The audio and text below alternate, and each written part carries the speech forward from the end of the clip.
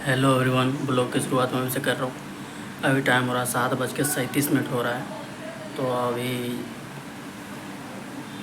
चलते हैं खाना खाने के लिए, उसके बाद आएंगे तो पढ़ाई कंटिन्यू करना। ब्लॉग अच्छा लाइक कीजिएगा, मेरे चैनल को जरूर सब्सक्राइब कीजिएगा इस। तो अभी मैं खाना खाने आ गया था। आज मैंने रोटी भी खाया और रायता भी मैंने लिया था आज। और फिर खाना खाने के बाद फिर अब मैं आ गया हूँ सी सेट पढ़ूँगा। सी सेट में मैंने 8 चैप्टर तक पढ़ा था, रीजनिंग ब्लड रिलेशन तक। अब मैं और फिर उसके बाद मैंने सुबह में भी मैंने पजल तक मैंने पढ़ लिया था। पजल्स चैप्टर तक मैंने फिर पढ़ लिया था। आप सबको मैं दिखा रहा हूँ पजल चैप्टर। इसके बाद से मैं पढ़ूँगा 15 चैप्टर तक। Clock and clock wise chapter तक मैं पढ़ूँगा, 15 चैप्टर तक। टोटल मैं 5 चैप्टर पढ़ूँगा आज। देख सकते हैं यहाँ तक क्लॉक एंड कैलेंडर, यहाँ तक मैं पढ़ूँगा। सी सेट करने के बाद अब मैं कर रहा हूँ आज से science and tech. Science and tech के लिए मेरे पास स्टैटिक के लिए अग्रहारी का बुक है। इसको मैंने एक बार पढ़ा है, दूसरी बार अभी मैं पढ़ रहा हूँ। और ज़्यादातर साइंस एंड टेक में करंट से रिलेटेड ही आता है। जैसे कि आप मैगजीन में पढ़ता हूँ, आप भी पढ़ते होंगे, अन्यथा न्यूज़पेपर पढ़ते होंगे, तो उसमें से साइंस एंड टेक वाला पोर्शन से क्वेश्चंस आता है। अपडेट जो साइंस एंड टेक में एक साल में जो भी हुआ होता है वही आता है साइंस एंड टेक में। उससे पहले आपको स्टैटिक पता होना चाहिए, थोड़ा बहुत स्टैटिक पता रहेगा तभी आप करंट अफेयर्स को समझ पाएंगे। तो मैं विज़न आइज का मंथली मैगज़ीन भी पढ़ता हूँ और स्टैटिक के लिए पढ़ता हूँ। ये 2-3 बार मैं पढ़ लूँगा इसको। दूसरी बार पढ़ रहा हूँ, 3 या 4 बार पढ़ लूँगा, उसके बाद थोड़ा थोड़ा समझ हो जाएगा। फिर मैं ये करंट अफेयर्स जो होता है मैगज़ीन, उस पर ज़्यादा फोकस करूँगा क्योंकि उससे ही क्वेश्चंस आएंगे और क्वेश्चंस एग्ज़ाम में उसी से बनेंगे।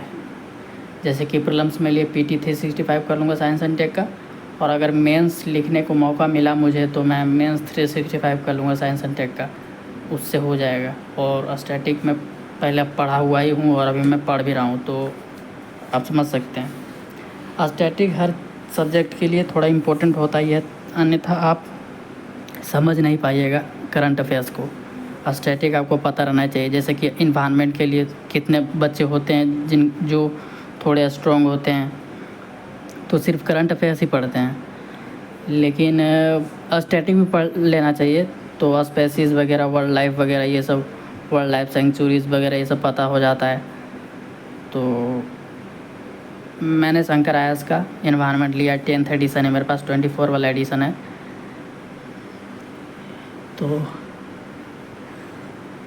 मैंने GS3 के लिए सारे सब्जेक्ट्स के स्टैटिक लिए हैं। साइंस एंड टेक का मैंने स्टैटिक लिया है, इन्वायरमेंट के लिए भी मैंने स्टैटिक लिया है, इकोनॉमी का तो लेते ही हर लोग। इंटरनल सिक्योरिटी के लिए भी मैंने स्टैटिक लिया, जो कि अशोक कुमार IPS रिटायर्ड हैं, वो IPS थे, उन्होंने लिखा है। और एक विपुल अनिकांत थे जो कि डेनिप्स सर्विस में थे, दिल्ली अंडमान एंड निकोबार में IPS होता है, वो सर्विस था उनका। वो दोनों ने मिल के इंटरनल सिक्योरिटी का बुक लिखा, यही मैंने किया है GS3 के लिए। सिक्योरिटी में ज़्यादा क्वेश्चंस तो मेंस से ही आते हैं, बस मेंस में ही, प्रीलिम्स में नहीं आता। लेकिन साइंस एंड टेक, इन्वायरमेंट और इकोनॉमी से आपको प्रीलिम्स में भी क्वेश्चंस देखने को मिलेंगे ज़्यादा से ज़्यादा। तो आप इसको छोड़े ना, अच्छे से करके जाएं, क्योंकि तभी आप क्वेश्चन सॉल्व कर पाएंगे। और प्रीलिम्स से पहले 10,000 क्वेश्चंस लगा के जाएं, तभी आप प्रीलिम्स में थोड़ा अच्छा फील कीजिएगा। अन्यथा आपको थोड़ा सा डर लगेगा कि होगा कि नहीं होगा। लेकिन आप क्वेश्चंस लगा लीजिएगा, 10,000 प्लस क्वेश्चंस लगा लीजिएगा, तो थोड़ा बहुत कॉन्फिडेंस होता है कि कुछ ना कुछ तो चांसेस है कि क्लियर हो जाए।